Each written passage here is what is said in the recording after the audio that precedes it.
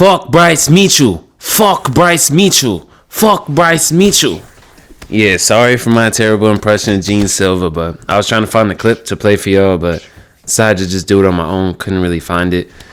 But Jean Silva will be taking on Bryce Mitchell tomorrow at UFC 314. So, I have a feeling he's probably going to knock out Bryce Mitchell. I don't really think he's going to get to grapple him much. That's the only thing about this pick is because Jean Silva hasn't been tested by a really good grappler. So we don't really know how his takedown defense is going to hold up, against Bryce Mitchell. His submission defense, obviously we find out tomorrow night. But, I am picking Jean Silva to win this. Let me know what you guys think in the comments down below. I see him just knocking him out with TKO and Bryce Mitchell.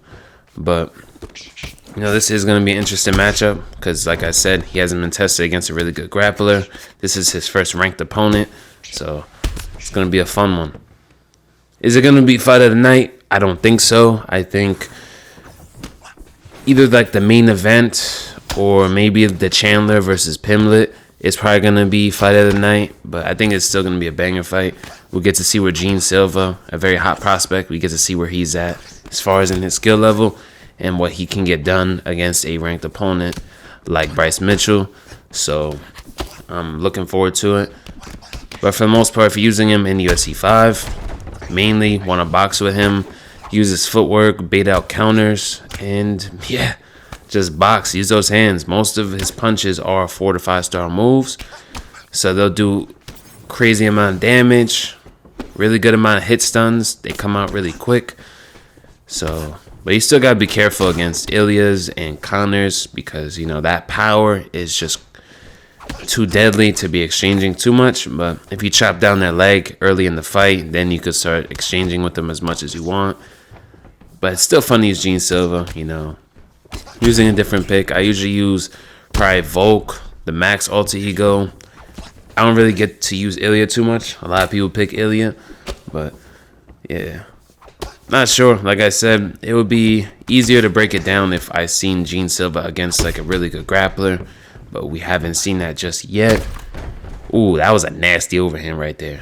Ends up flash KOing Max, and we're fighting a Bryce Mitchell. For the most part, if he's able to stop all the grappling from Bryce Mitchell, I don't think he really stands a chance with him on the feet because of how good he is at baiting out counters, how fast he is, and how powerful he is, especially at featherweight. And we've seen, Bryce Mitchell even get knocked out by Josh Emmett. Josh Emmett is not a bad opponent or, anything like that. So it's somebody that just throws the overhand a lot and doesn't have like the greatest modern setup for it. It's a very like old school approach, like, powerful right hand and some wrestling. It's like an old school MMA fighting style. So, the fact that Bryce Mitchell still couldn't avoid that, is worrisome if you are cheering for Bryce Mitchell against Jean Silva because I feel like Jean Silva is a better striker and a better boxer than Josh Emmett, but that's just MMA math, but that's all we can really do when we're speculating, but this is going to be a good one. A very sleeper pick, or a sleeper fight, I should say, is Sean Woodson versus Dan Ige. Like, that's another fight I'm really looking forward to. They both primarily box, so that's going to be really, really fun to watch. I've been a fan of Sean Woodson for a while now. I've been watching him his past couple fight nights. He is just gigantic for this weight class. I believe he's like 6'2", 6'3", something like that. It's very, very tall for a featherweight. So, and he was a Golden Gloves boxer. And I believe he had some type of injury where he couldn't fight again, but he was able to recover from it, and he started training in MMA, and rest is history. I'm not sure if Sean Woodson is ranked right now, but he'll definitely be ranked, probably with a win on Ige. If not, I think he's like number 15 or very close to it. So that's a fight to check out for sure. I believe it's on the prelims. I usually watch the prelims if it's a pay-per-view. I just don't watch prelims on fight night cards. I did that a few times. Just wasn't the greatest fights out there, but definitely in the pay-per-views, I love to watch the prelims. because usually that's where you got the prospects and upcoming fights that could lead to title contenders. So this card's just stacked from top to bottom. It's fun that we get cards like this because I believe last year wasn't like a ton of great cards. Like there was a lot of Apex cards. I'm not talking about like just the pay-per-views, but like as far as in the fight night quality, it's been a lot better this year compared to last year. So I'm happy for that. You know, we're getting a lot of really bad like Apex cards that just nobody really cared about. There was no prospects on the fight night cards. Since I'm new to MMA, you know, my friends were telling me that fight nights used to have like championship fights on them. And I was like, wow, that's crazy, you know, because we barely get like a good main and co-main on fight night cards like last year. We weren't getting many of them. So to see them improve and kind of walk away from the Apex a little bit is a good sign. Hopefully we get some better quality, you know, ongoing, but we'll see. I heard that the UFC is also going to Netflix, so I'm not sure how that's going to work. As far as in the pay-per-view model, you know, how much would you have to pay monthly, or would you have to pay for each event? Because this pay-per-views are just like too expensive for like the average person should just buy every pay-per-view and be subscribed to ESPN Plus as well. Inflation's going crazy. Cost of living's going up.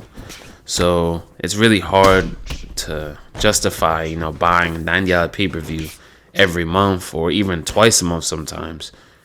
You know, I think I calculated 2021's pay-per-views. Like if I bought them all, I almost came up to like $1,100 to $1,200. That's a ridiculous amount of money for 5 fights.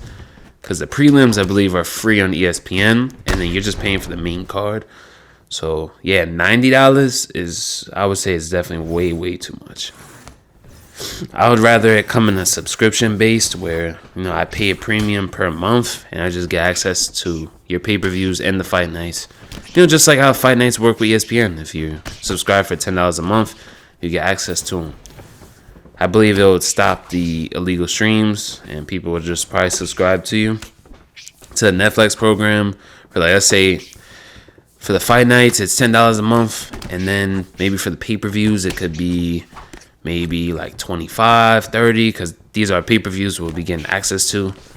Something like that, I wouldn't even mind that. That's not even that bad. Like, I could justify that. And the amount of people that can justify that will make them a lot of money.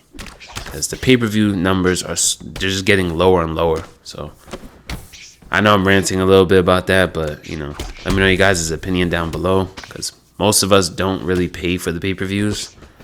You know, money doesn't really go to the fighters anyways. If you ever want to support a fighter, go to their YouTube channel, subscribe to them. You know, there's a lot of these YouTubers, or a lot of fighters have YouTube channels too.